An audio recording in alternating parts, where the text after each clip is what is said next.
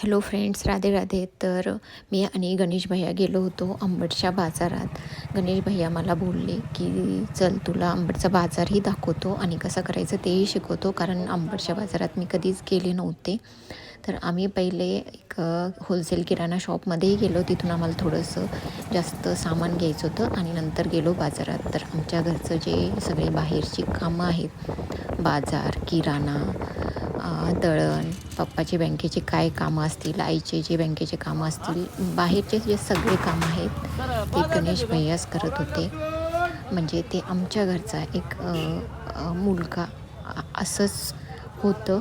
मी आणि माऊली पुण्याला असतो तर सगळं इकडे गणेश भैयाच बघतात. आम्हाला म्हणजे बिलकुलच घरचं काहीच टेन्शन नसतं. पप्पाची तब्येत, आईची तब्येत, काही हॉस्पिटलमध्ये जायची गरज पडली तेही सगळं गणेश भैयाच करत होते.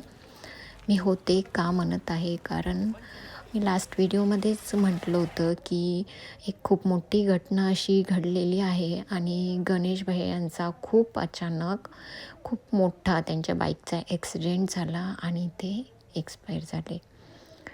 तर माझ्याकडे हा व्हिडिओ होता, त्यांचे काही फोटोजही होते. मग एक आठवण म्हणून हा व्हिडिओ मी बनवत आहे.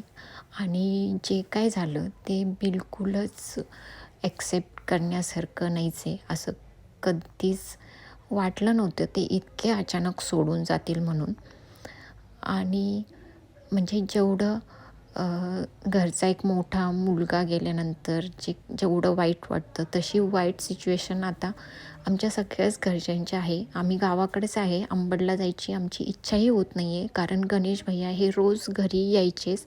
घरचे जे काय कामं असतील ते करणं आणि दुपारी ते आम्ही सगळे सोबत जेवण करायचं, हे असं सगळं होतं.